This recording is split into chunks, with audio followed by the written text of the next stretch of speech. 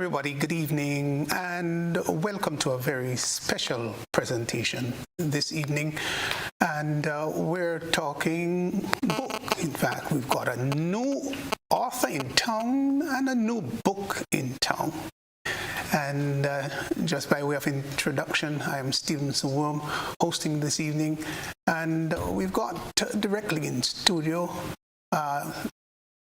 Matthias Williams, who of course is Grenada's newest author, I believe. And also in studio with us is Oscar James, Reverend Oscar James. He's absolutely no stranger to the airwaves. He's on all different sorts of programs, and of course giving his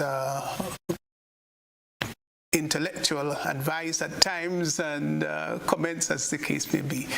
Welcome to have both of you gentlemen on board. And we also have Reverend John O'Malley, who is in North Carolina, and he'll be chiming in also. And we've got some others that we will, of course, introduce a little later on in tonight's program. So welcome very much, gentlemen. Let me say, of course, welcome first and foremost to Matthias Williams, because he is the main man here. And of course, he has written about his father, Milton Williams, of course, who did ministry here in Grenada, Carriacou, also St. Vincent and the Grenadines. Welcome, both of you, gentlemen. Thank you. And good evening to the audience, and Happy New Year to everyone too. Well, Matty, I have affectionately called you Matty over the years, and in reading the book I also learned that there were folk who referred to you as Matty back then. It's your first time writing a book. What was this experience like? It was, well, I think the best way to describe it was inspiring, motivating, enlightening. I think those words would fitly describe it. I never planned to do this project, but as in the book, it says this too. A couple of years ago, around 2016, 2017, I decided instead of doing a trip to the US, let me go hang out up the Grenadines, Carriacou, the Grenadines, and while doing that, I decided to dig up my dad's history, because he worked in Carriacou. He's Vincentian born, and so when I started digging up the stories I got from the elders, and I was really taken back. And then he's not with us anymore. He died around 21. In fact, tomorrow is supposed to be, what, 4 years since he passed on? Yeah, the 10th. Yes. Yeah. So when he died, more stories came in past the war. And I was really taken back by the stories and impressed with the consistency of the stories across an entire lifetime, So the same person in the 1960s was the same person in 2021, 2020, and so I just thought I had to put these recollections and these testimonials together, and I started. And the plan really was to get it done and then pass it to him and say, Dad, check this out, read this, whatever you think, But I did not finish. Before 21, and the truth is, some of the stories did not come forward until after his passing, So it's, so that's really the whole genesis behind, the project. And I was, to answer your question, I was inspired. When I put the pieces together, my question was like, Matthias, what is your excuse? It's like, look at where this simple man came from and how much he did. It's like, not too many sons, so to speak, wrote about their fathers. This must have been a very special thing for you. Must be rather sentimental to write about your father, because fathers are supposed to be inspirational individuals. He must have inspired you in quite a remarkable way. He did, but I think I still took him for granted. Oh, really? I think it was only to the latter end of his life when I really saw how much he did. I just took him as a regular dad, And the truth is, I wouldn't so much say it was me writing. I just collected, experiences from different persons. So it's really through the voices of these different persons, because that's really what moved me to see how much his life impacted. And there's a whole host of persons passed on. I just took a little sample and put it in. Guys reached out to me and said, guys I've never met. Knew my dad, his wife, my mom, never met this person. My siblings don't know him, and he said he sponsored him to secondary school. He was a mentor to him, So there are whole. And when he heard about the project, he wanted to be a part of it, So there's a whole trail of persons who were impacted, apart from the ones that were gathered in the book, apart from the testimonies gathered in the book. So it's almost like it really wrote itself. I just did a collection and I put it together, and the part that really hit me was the lessons, because when you follow the testimonials, there's some lessons that just come out at you, and the persons who know him, it's the same thing they say. Those lessons, they're just who he was. This guy that met me and said he knew my dad and he sponsored him to GBSS and so on. He told me how he met my dad in town. He was just a flustered little GBSS boy, and my dad just called him and said, "Young man, what's the problem?" And they started a relationship there. And he said he was there every time, there for him, through his entire secondary school days. But when he gave me the story, how they met, I said, yeah, that was that. That was him. The selfless, the giving, the caring, the sensitive, the people person kind of thing, and everything just under the radar. You wouldn't know. Just humble, just chill. So I would say. You journeyed to his birthland, so to speak, Tramoka in St. Vincent. Mm-hmm. What were you able to pick up about that great father of yours in terms of his upbringing there in humble beginnings? Well, I was taken back at the simplicity of the beginnings. This really was raw, rustic, rural, really backwoods country, Pastor Wam, a place called Madame Goguette. I'm talking about way down. So that same time, around that time, 2016, 2017, I kind of, chatted with a few persons, went back, saw the spot where his mom was my grandmother. I met her just once. And that's what really inspired me too, because the fact that to see where he came from, see the quality of life and what he just decided that he wanted to do better for himself. He just sold out to a higher calling, and he just continued to lift himself. So so from zero to covering some serious grounds, because it's still a very simple town in St. Vincent. I passed through there just last summer again. It's still a very quiet village. Not even a town, quiet village, in Leeward, St. Vincent. That's one of the lessons I learned, simple stuff and even imperfection doesn't deter you covering serious grounds, as a person, Tell us a little bit, though, because there are two older brothers of yours, I reckon. You've got Conliffe and also Byron. And we'll talk about Evelyn, his wife, a little later on in the interview. But Conliffe is, in fact, a minister of the gospel now. He's, in fact, a minister in the same village. Right. So there's no question about it. He impacted his son's life, didn't he? And people know us as a Grenadian family, but before he got married to Evelyn, he had two sons, so Conliffe and Byron.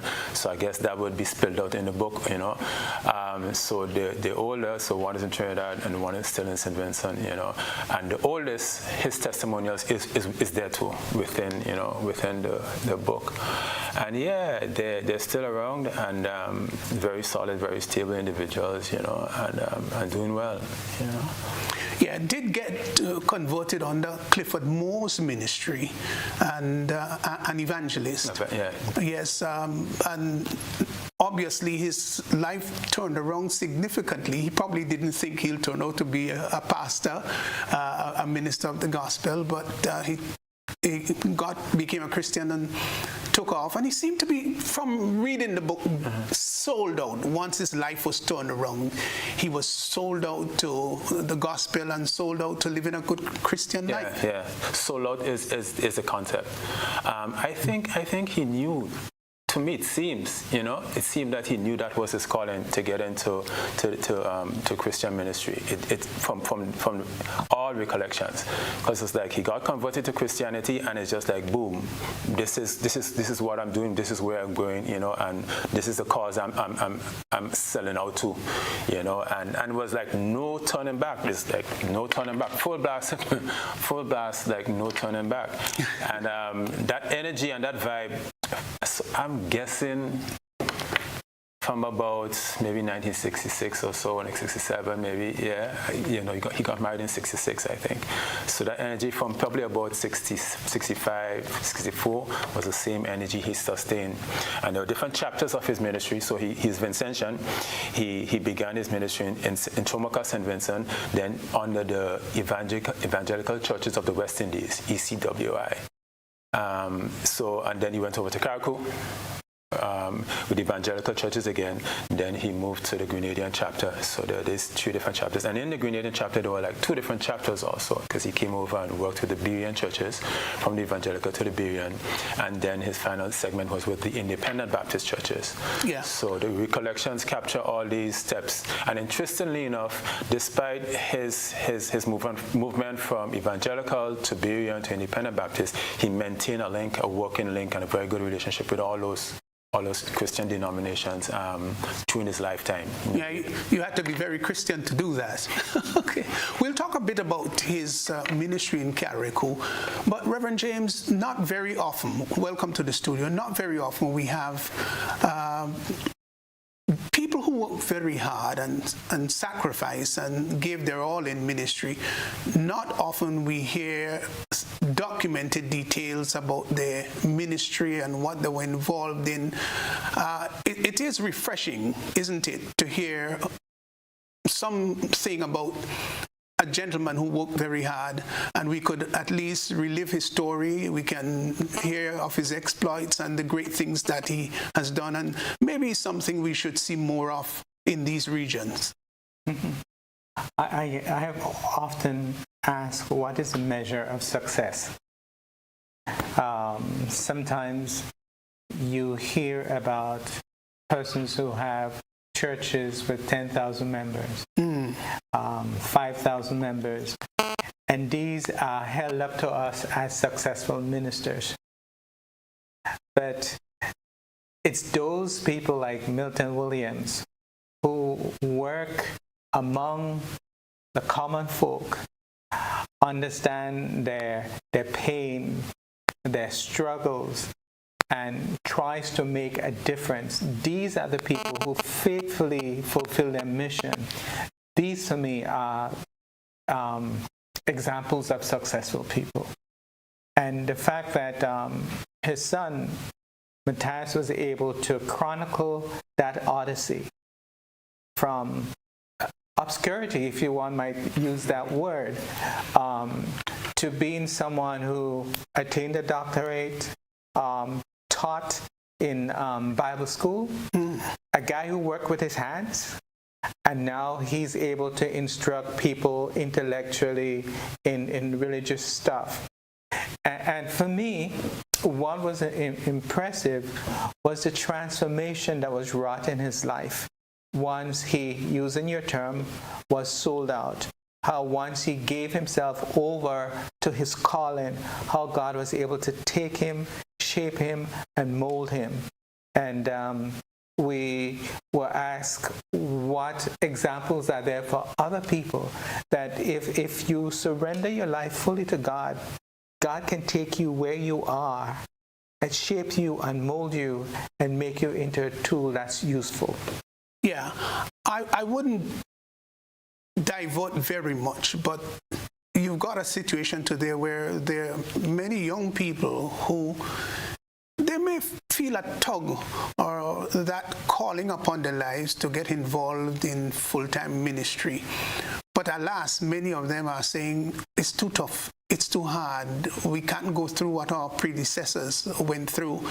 and they shy away and veer away from that calling. And I would like you, as an experienced minister of the gospel, what can you shed on that, and maybe in just 30 seconds say, what such individuals should do when they feel that tug? Okay. You have to believe that God knows you better than you know yourself. For me, that is important. With that belief, if God calls you to a task, God is going to prepare you and God is going to provide the resources. Additionally, God would give you the kind of fulfillment you need to persist in sustained ministry. Because a lot of times people look at the people who are successful in business, they think about the income, they think about the appreciation, because if you work in ministry, many times you are not appreciated even by the very people to whom you minister. If you are working for someone, you don't have to be liked by them, but at least you get a paycheck. But in ministry, you don't. So what keeps one is knowing that this is what God has called me to, and once I am faithful, God is going to keep me. You may not respond to God's call because you don't think it's going to be financially rewarding, but your life will never be as fulfilling as if you had. And from all indications, Milton's life was fulfilling. He was able to achieve some of the things that he may never have dreamed he would be able to achieve. He was able to travel. He was able to meet people in various spheres of life, all because he initially responded to that call. Matty, let's go back to Carriacou. And that signaled a transition from, of course, St. Vincent and the Grenadines to a new environment. How was he able to make that transition, settle into Carriacou, and make a tremendous impact? In fact, I think he got involved in building, doing some completion work on the evangelical church there.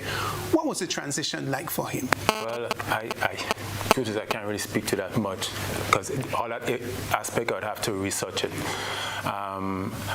The building aspect, he has always been involved in. So apparently he was more of a trade guy even before he got converted and became a pastor.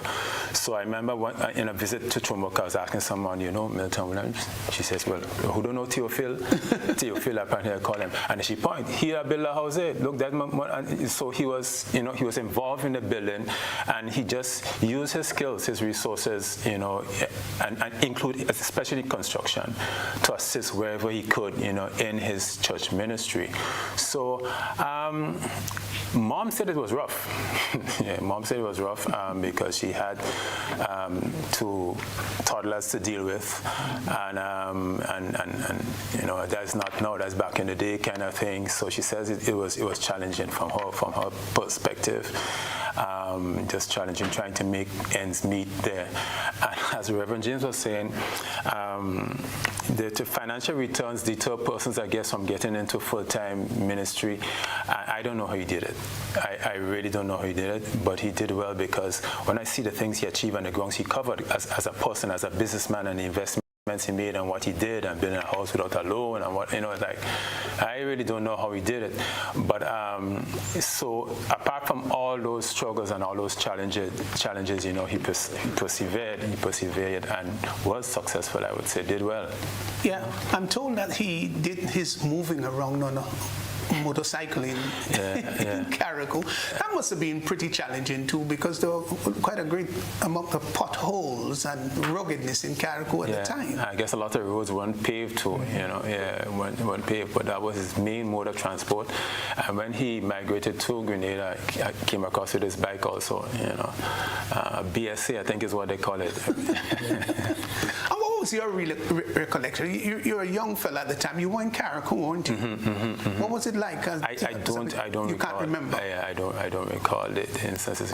To me, my consciousness began in Grenada. Okay. Yeah, I don't, so he finally came to Grenada back in 1974, I think it is. We've got Reverend O'Malley on the line. Reverend O'Malley, you there? What was your first experience like, recollection of Milton?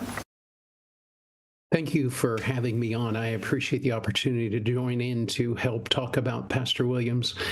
My first recollection, as you asked directly, was first by telephone. Really?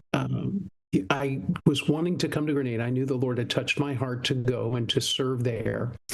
And I got a phone number from a man, an American, who said, there's a man here you should meet. And I called Pastor Williams on the phone, and this would be 1985. And I said, Pastor Williams, my name is John O'Malley, and I'd like to come and serve the Lord in Grenada. And he said, well, when are you coming? And I told him the date, and I met him at the old airport, and that was my first experience. He was willing to take a total stranger who was interested in the gospel and who was interested in Grenada. And with those two things began this amazing relationship over the next 3 years, and then longer, 3 years while I lived there. But to say, here was a man who thought of one thing: the people of Grenada and the gospel of the Lord Jesus Christ and the calling on his life, because he truly was, as Matthias said, sold out for Christ. It's ironic because you were only around 21 at the time, and by then Milton Williams was about 50. How did it feel as a youngster, so to speak, a fledgling guy, speaking to somebody who was relatively older than you were? It was significant, and it was a thing of God. I just spoke to Matthias's mother on Monday. I was there, and I dropped by the house, and we spent a couple hours together, and we spoke of just that thing. And she said for him, meeting me and working with a 21-year-old, she said he saw you as having very large or old faith, significant faith. And that vision that you had inspired him. And so then it began this working relationship between the two of us, that he had experience in the Caribbean. I did not.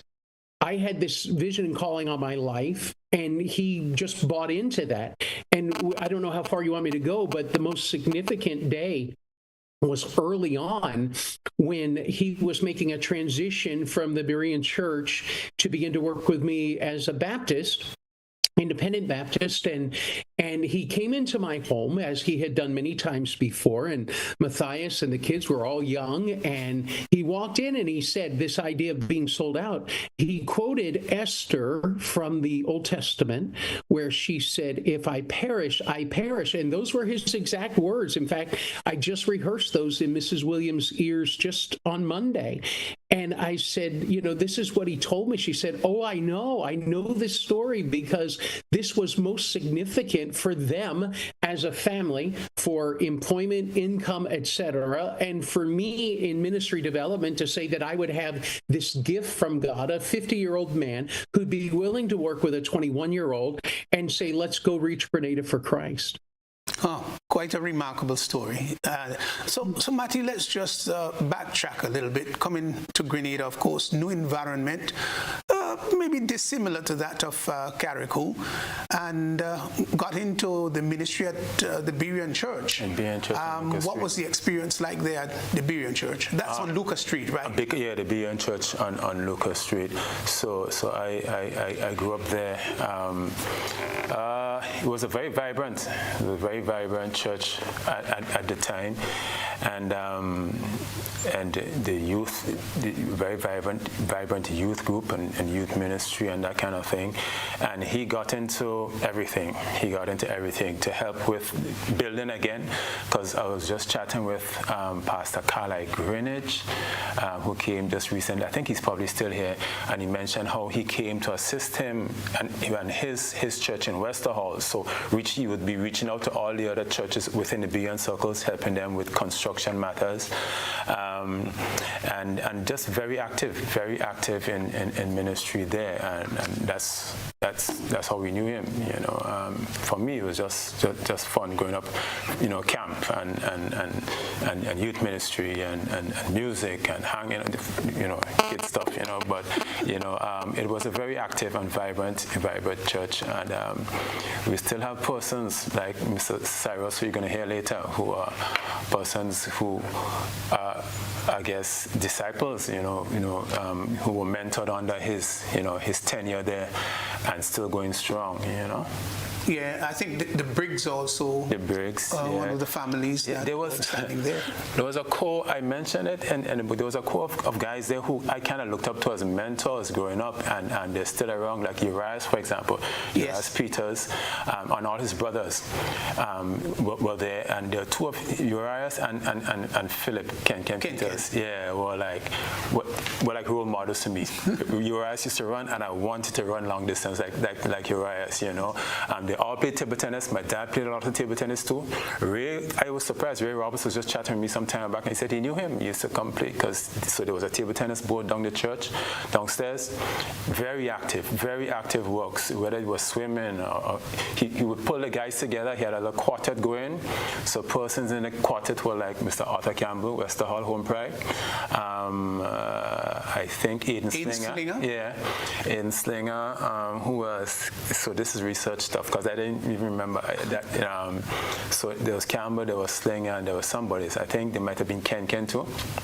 So he was very much involved in the youths, but that was him, pulling the youths together, getting them active, keeping them focused. Cricket, they had a cricket vibe going, but I jumped on that too. They had a little leather ball thing they used to do against churches, going up to St. David's. I'd never seen him play the leather ball though. So, and then there was a wind ball competition. By that time I was around, Yes. So it was a very active, very fun-filled kind of time for me, because there was sports, there was music, there was camp, there was good youth life. It was good times, man. And it was challenging, but he didn't seem to complain. He and, of course, your mother, Evelyn, just seemed to be humble. You stayed at the parsonage at the Berean Bible Church. That's downstairs, the church. That was my first home, and then we moved to Mount Parnassus. So we spent most of our time in Mount Parnassus. Was that a difficult experience with the church going on upstairs and parsonage downstairs? Well, Pastor, one of them times I just having fun, oblivious to whatever is happening. It's just fun and good times for me. You're playing in the churchyard. It was the same yard you played the cricket, same yard you played the football, that kind of thing. I was really ignorant of the challenges he had. At trying to lead a church and to manage his church, as a youth, I was really ignorant of it. And I think even after I became an adult and young adult, I really never paid attention much. I really just couldn't care too much for drama, whatever drama might be happening or whatever tensions might be happening within organizations. But I know after I got stories, and there's some recorded in the book, after I got stories, I know it was challenging. It was rough. And I think Reverend James kind of alluded to some things, to the difficulties of that life in trying to lead, and the appreciation and lack of appreciation, that kind of thing. So I was oblivious and ignorant of the challenges, but they were challenges, and it was a rugged life, Great. So we're talking more than just Dad. That's the most recent book on the Grenadian market, of course, written by Matthias Williams, and talking, of course, about his father and his ministry in St. Vincent the Grenadines, Carriacou, also in Grenada. Time is running by so very quickly. We're going to take a short break, and we'll be right back to be talking more with, of course, Matthias Williams about reflections about his dad.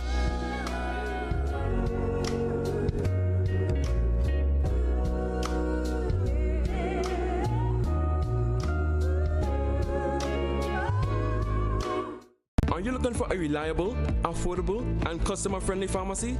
Look no further than Hills and Valley Pharmacy, the nation's leading healthcare products and services provider. We are committed to serving you at convenient locations. Find an extensive and affordable selection of prescription and over-the-counter drugs and medical supplies at Church Street, Hillsborough, Carriacou, Jubilee Street, Grenville, St. Andrew, near the bus terminal, and Halifax and Grenville Street, St. George. Our committed team is always available to offer valuable assistance for managing your health and wellness. Discover the additional benefits of our wholesale distribution on Halifax Street and our Medcare Center on Grenville Street, where we provide in-house physiotherapy, massage therapy, doctor consultations, and eye care services. Our commitment is to satisfy all your healthcare needs, including competitive prices, loyalty rewards, and special discounts for seniors. Contact us at 435-6904 and WhatsApp 535-4734. Choose Hills and Valley Pharmacy. Remember, your health is our business.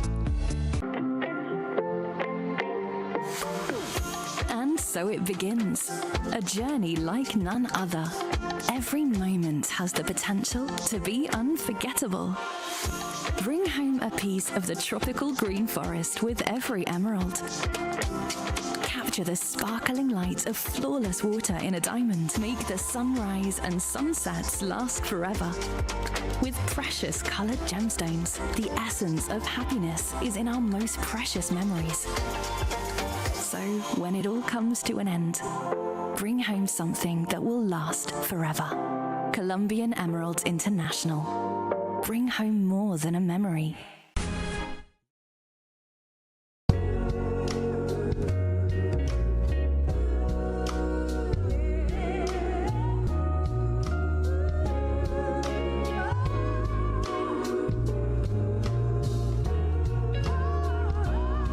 And welcome back. We're talking more than just that. Of course, we've got reflections here about an outstanding gentleman and former minister of the gospel in St. Vincent and the Grenadines, Carriacou, and also here in Grenada, we're talking about Reverend Milton Williams.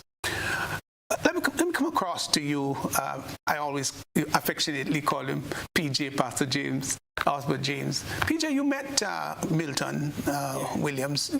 Just tell us a little bit about your meeting him and your interactions, whether it was limited. Tell us a little bit about your reflections on him. My interaction with Pastor William was a bit limited. It happened when I was pastor of the St. George's Baptist Church. At that time, we had started this organization called St. George's Pastors Fellowship. And so pastors would meet once a week for prayer and so forth. And that's the association that I had with him. What do you made of him?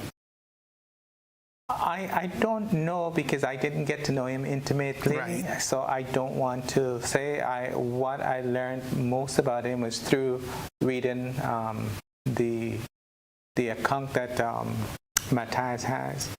But one of the things that I find interesting is that he was called Theophil. And sometimes we don't know how important names or nicknames are in determining our life destiny. The word Theophil, Theos, yes, God, Phileo, love. So God's love. And it was for the love of God upon which he was sold that he gave his all. And I just thought that was very, very interesting.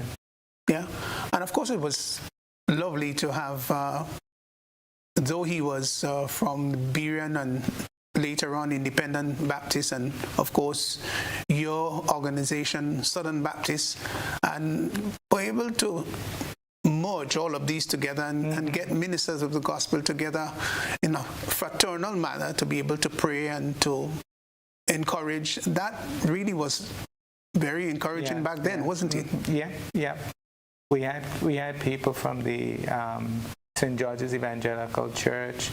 A number of pastors, came together. in the evangelical circles, you don't call it ecumenical, but was an ecumenical gathering. Yeah, Reverend O'Malley, I'm coming back to you of the North Carolina. Tell us, though, a little bit about Evelyn, his wife, because they talk about behind every successful man, there is a great woman, and she may not have been as public as he was. What could you tell us about Evelyn, his wife? What a wonderful gift from God. Perfect helpmeet for Pastor Williams. In every way, she supported him. She was his biggest fan. She cheered him on, and she was an encourager of women. If you can imagine, I was 21, my wife was 20, we got married, and the very first friends that we had in Grenada were the Williams. And so here is my young wife, young bride, and there we are in Grenada, 2 Americans living there with our 2 closest friends are Grenadian, and she was a super help to my wife in understanding and getting acclimated, and she understood ministry. So here is this godly lady who, as I mentioned just earlier, I just saw this week. I went by her house to spend a few hours with her because her influence was so strong. In many ways, she and Pastor Williams were mentors to my wife and I as we were just starting out in ministry there. So I saw her as godly. I saw her as compassionate. I saw her as a helpmeet for her husband. And I saw her as a woman of prayer. She's a wonderful poet. She writes poetry. In fact, just this week, she sent me a poem. And we took time this week. We sat there in her dining room table, and she had fixed a piece of cake for me, quite hospitable, and we had some mauby and some sorrel, and we drank those there. And at the end, we just held hands together there at the dining room table because she was a woman of prayer, and we prayed together. But that is the Evelyn Williams that raised godly children, supported a godly husband, and still is a woman of prayer today. Unassuming woman? Was she soft-spoken? Quiet, introvert, what? Always in the shadows, never bold, never boisterous, never outspoken. She would tell you plainly, but privately, it would be something that I found her to be what the Bible refers to as a meek and quiet spirit, and that is referred to in the New Testament as an ornament. And she had both the meekness and the quietness, but she also knew exactly in whom she had believed. Her faith and confidence was in Christ. She knew her calling was to her husband, and she was exactly that, unassuming, but powerful with God. Yeah. What really inspired you, though, because at the time Pastor Williams was giving leadership to the Berean Lucas Street Church, and did you invite him to be part of the Independent Baptist Fellowship?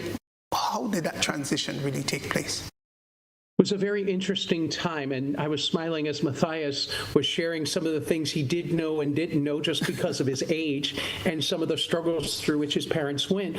But there was a season there where God was clearly transitioning Pastor Williams from the Berean church as just human elements were at work, and he just felt like it was time for him to depart. And at the same time, I'm looking to develop and go further together. I had the radio program Silver Linings, and we had the church that we were starting in Berat, and then we also had another church that we were starting in Mama Cans. We had the Bible College that we were holding classes up in Guave at the time, and then also we had the Living Water Counseling Center. And so I had this vision of this is what we need to do, but I needed a partner. I was just one person. So Pastor Williams was in this part where he says he's feeling like it's time for me to transition away. Where do I go? What do I do? And Sister Williams was just sharing some things about that with me just this week. And then at that time, I'm saying, Pastor Williams, I need a helper. I need somebody. And the convergence of God's will met in the lives of Pastor Williams and myself, and God just brought it to be. You had inaugurated a printing press here, business, so to speak. How did that tie into the ministry?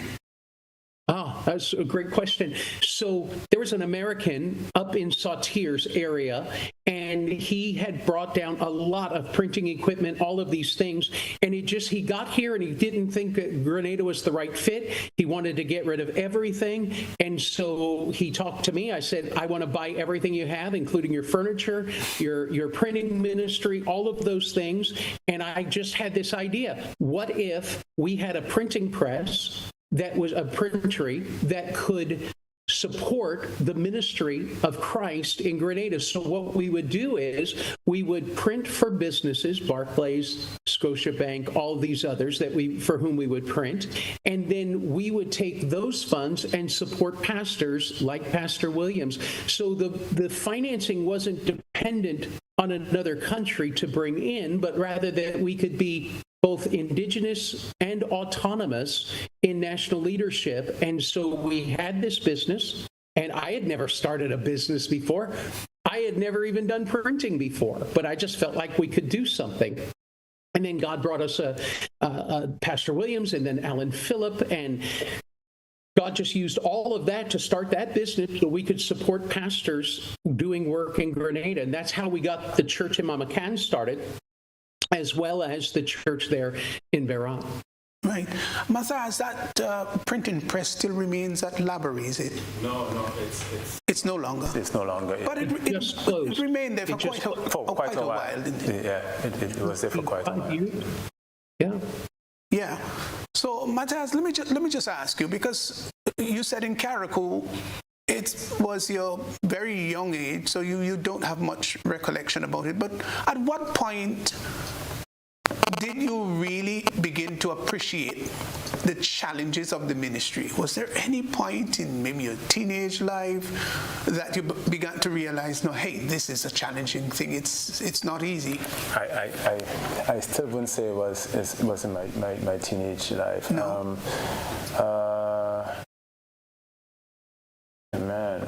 I'm trying to figure out an actual point, and I can't think of an actual point when I did. I mean, I was conscious of the fact that there had to be challenges. There had to be challenges, but somehow I never paid attention to what they were. Because to me, a lot of times it felt more like a church politics too. And I never was interested in knowing, exactly what's happening, why they fighting, why they can't get along. I can't deal with it. I'm not gonna get involved, kind of thing. That was more my stance, kind of thing. But I was very much aware by the time I became a young adult that, this is a rugged thing. This has some rugged challenges to it. Yeah. Pastor Osbert James is going to be leaving the set in just a short while, and then we'll be taking a break. But Pastor James, any few words you'd want to give us? How impressive has this whole great story about Milton Williams has been, and how it maybe affect you in one way or the other? Again, using the word obscurity from that village in St. Vincent, a man who only had a primary school education was able to attain a bachelor's degree, a master's degree, and a doctorate. And for me, it shows the rewards that comes when one commits oneself to one's call. And that he was able to attain those things showed that he applied himself and was dedicated to his mission. Yeah. And so that for me is a lesson that if we were only to faithfully fulfill that which we were called to do, even if everyone does not know our name, but we are working in the vineyard where God has placed us faithfully, and for me, that's quite a lesson. Any thoughts about writing your own memoirs before you leave? Or have you started? Well, over the years, I have been writing little things, but okay. I haven't compiled anything. Yeah. Yes. Well, thanks a lot, Reverend James, for being with us on the program this evening. We appreciate you so very much for chiming in and giving us insights. And, of course, your resourcefulness is always appreciated. Okay, thanks. And I thank Matthias for having me to. I looked over the draft, the unedited, unpublished draft. Yes. And I thank him for giving me that opportunity to do so. All right, we're going to be taking a short break, and we're going to have Pastor Jeffrey Cyrus, who is going to take up the position where, of course, Reverend James would be leaving. Let's have a short break, and then we'll be right back.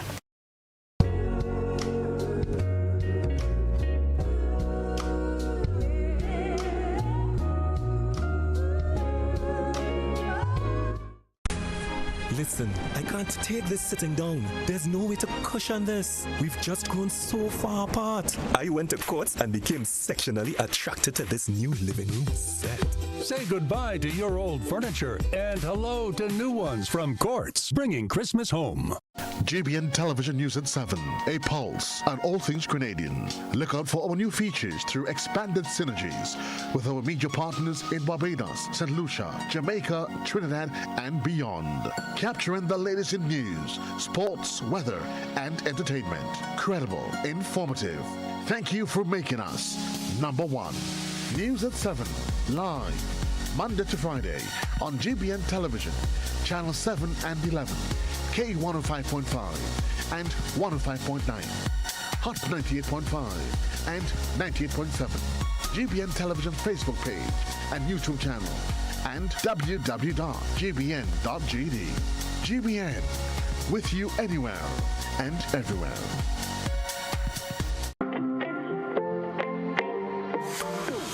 And so it begins.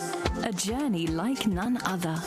Every moment has the potential to be unforgettable. Bring home a piece of the tropical green forest with every emerald. Capture the sparkling light of flawless water in a diamond. Make the sunrise and sunsets last forever. With precious colored gemstones, the essence of happiness is in our most precious memories. So, when it all comes to an end, bring home something that will last forever. Colombian Emeralds International. Bring home more than a memory. Are you looking for a reliable, affordable, and customer-friendly pharmacy? Look no further than Hills and Valley Pharmacy, the nation's leading healthcare products and services provider. We are committed to serving you at convenient locations. Find an extensive and affordable selection of prescription and over-the-counter drugs and medical supplies at Church Street, Hillsborough, Carriacou, Jubilee Street, Grenville, St. Andrew, near the bus terminal, and Halifax and Grenville Street, St. George. Our committed team is always available to offer valuable assistance for managing your health and wellness. Discover the additional benefits of our wholesale distribution on Halifax Street and our Medcare Center on Grenville Street, where we provide in-house physiotherapy, massage therapy, doctor consultations, and eye care services. Our commitment is to satisfy all your healthcare needs, including competitive prices, loyalty rewards, and special discounts for seniors. Contact us at 435-6904 and WhatsApp 535-4734. Choose Hills and Valley Pharmacy. Remember, your health is our business.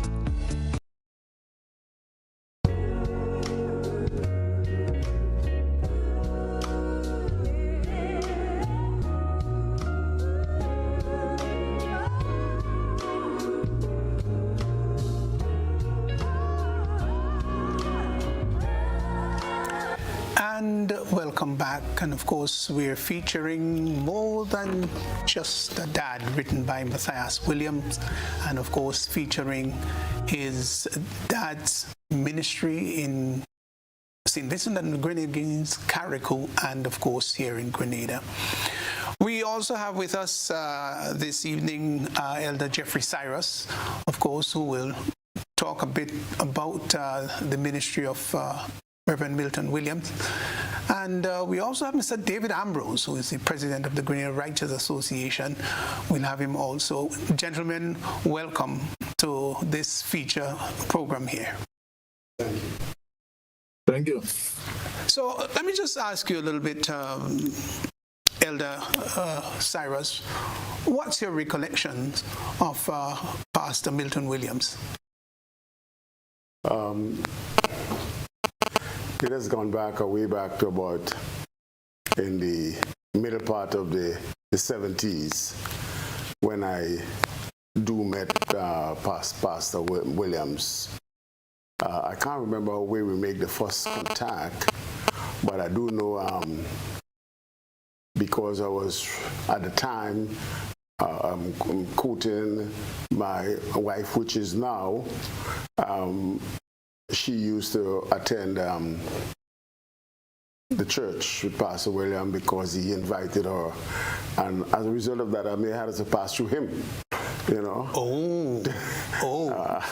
I had to pass through him, so we got connected along the way, and I can say that meeting Pastor Williams, it was a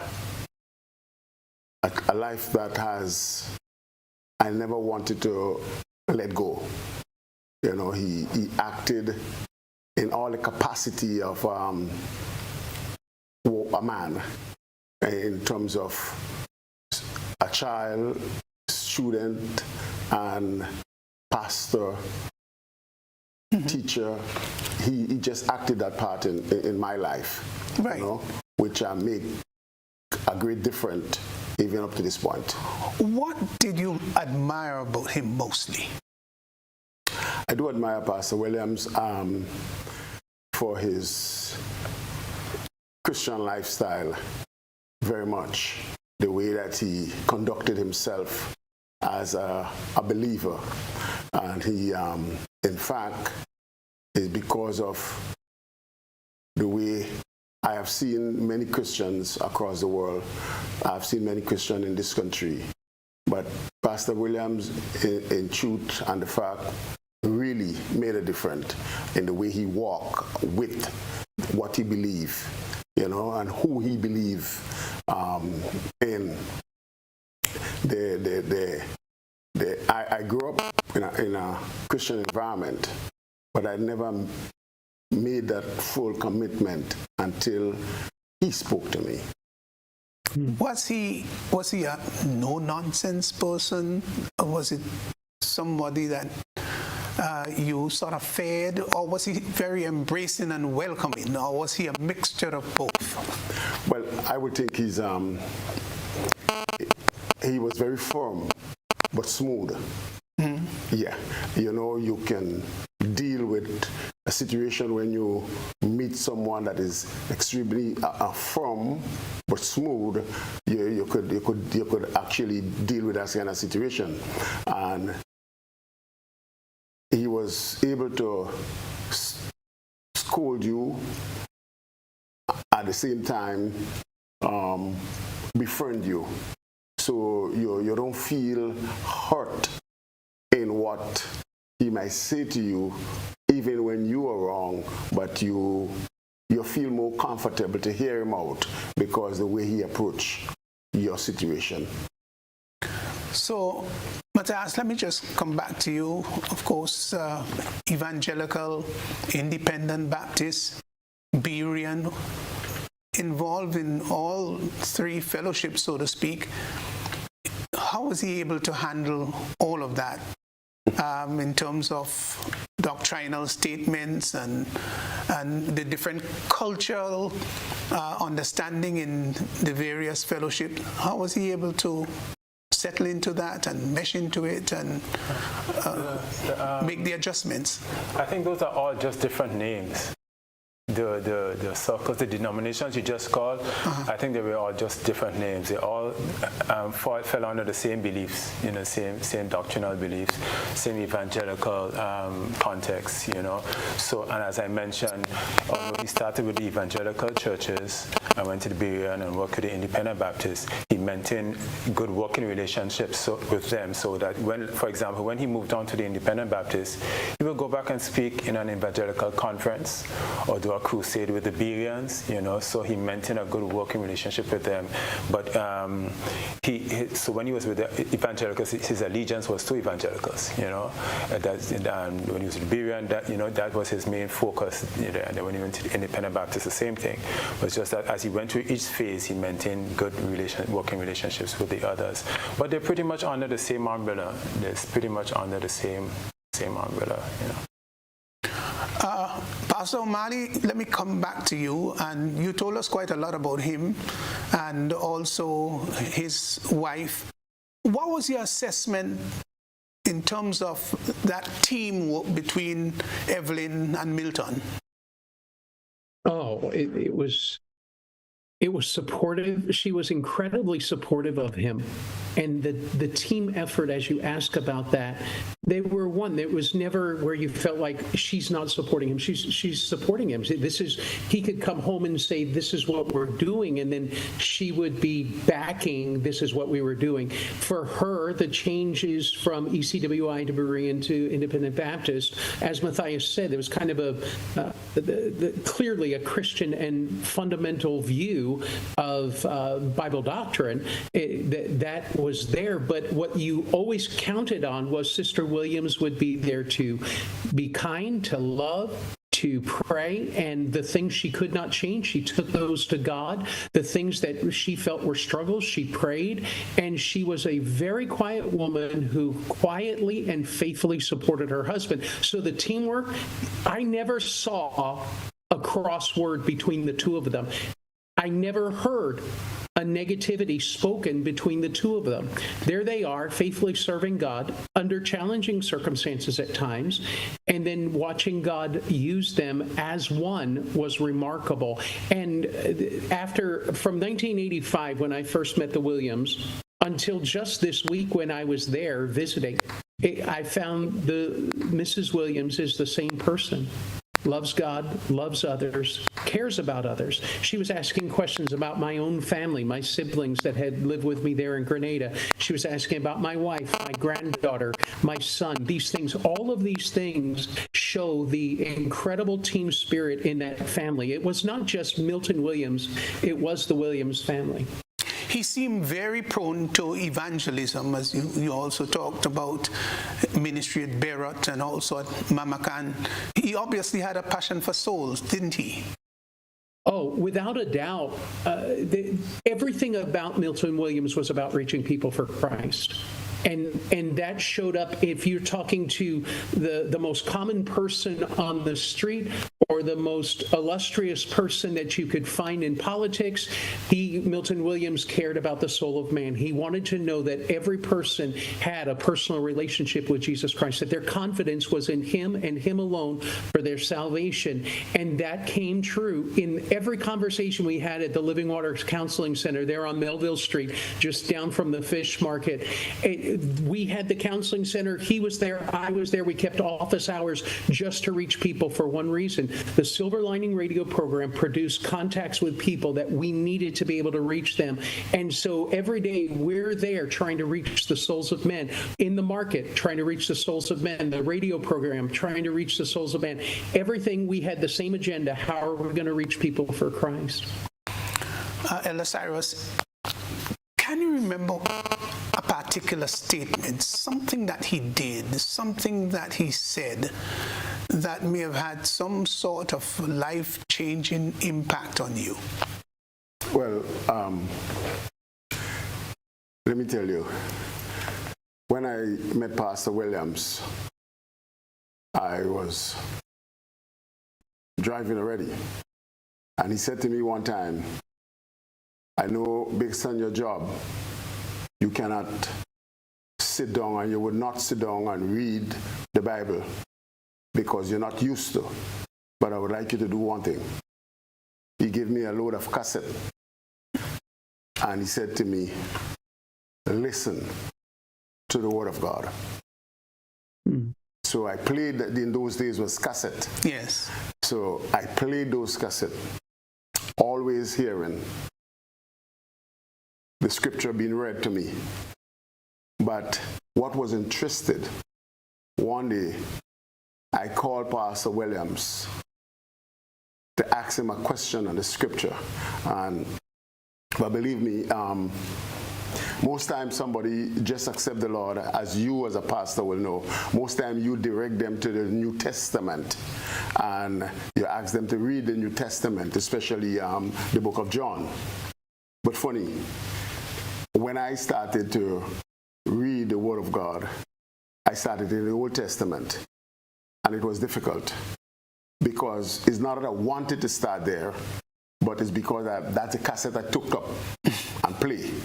So I asked him a question, and Pastor Williams was on a ladder or a scaffold, and he said to me, "Wait, I'm coming down the scaffold." I was at home, and he was at some church. He was on a scaffold, and he said to me, "Wait, I'm coming down the scaffold."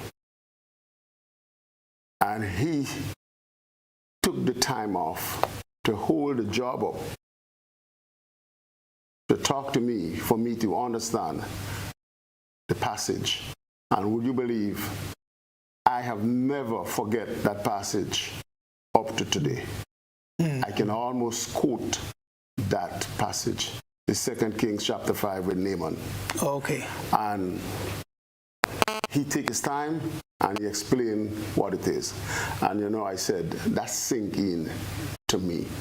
That's sinking to me. For many years after, I've read passages in the scripture that I forgot. And if I want to study, if I want to share something on it, I have to go and study it.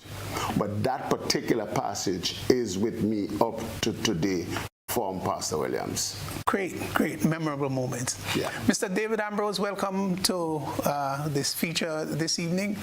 Nice to have you on board. Thank you. Good to be here. Well, you must be impressed and must be happy as you're so much interested in writing, and you've been encouraging local authors to write your thoughts about this new book, and I'm sure that you're happy that we've got another author on board.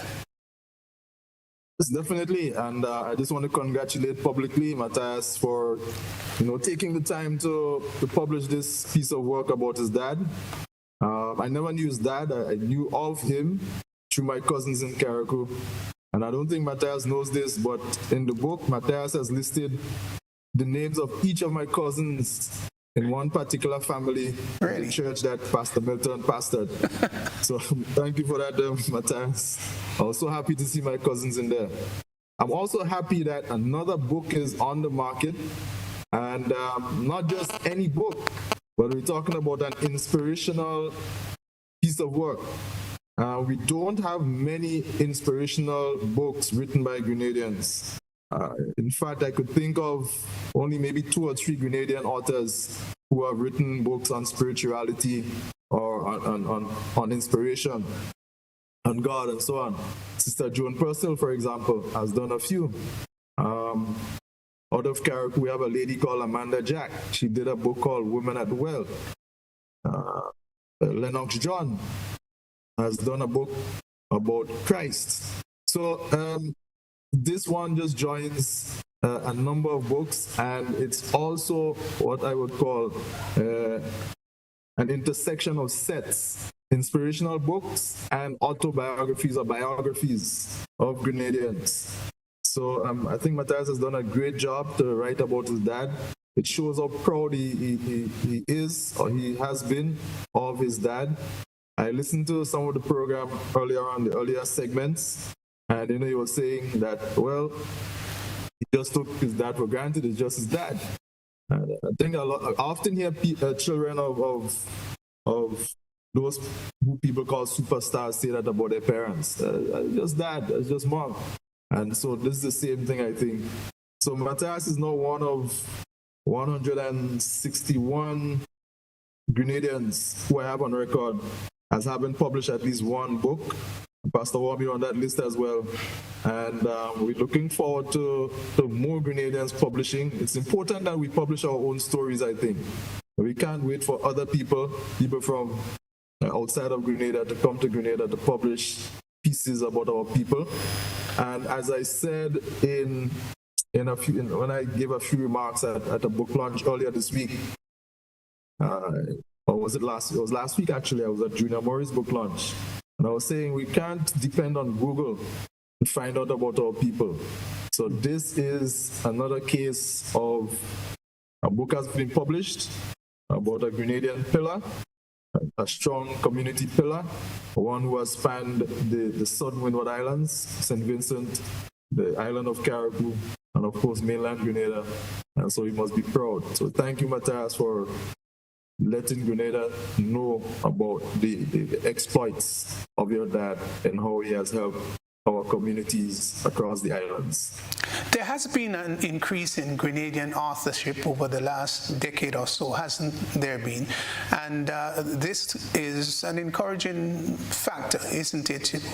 And of course, you would be encouraging writers, locals, to write more, but we've seen an increase, haven't we? Yeah, there's certainly been an explosion of authors. I said 161. A few days ago, it was below 160. The number was under 160. So a few new authors have come on board, have made the list. And in fact, I saw somebody had a book launch in Laborie, was it last week or 2 weeks ago? Then one of my former colleagues at TMCC published her book sometime last week. So people are publishing, and I think people are being encouraged when they see so many Grenadians are publishing. So that gives others the courage to come out and publish their stories, publish their poetry, publish their biographies, publish their fiction, publish their inspirational pieces, to give advice, spiritual advice to people, to tell people do not give up, and things like that. And that really augurs well for Grenada in terms of the creative industry and in terms of our ability to educate our own people in schools. And that will be the next step, to get some of these books in our schools. All right. Thank you very much, Mr. Ambrose, David Ambrose. We appreciate your contribution to this feature this evening. Well, time has elapsed, time has gone by so very quickly. It's amazing how an hour could run away very quickly. So we want to do a little bit of wrapping up here.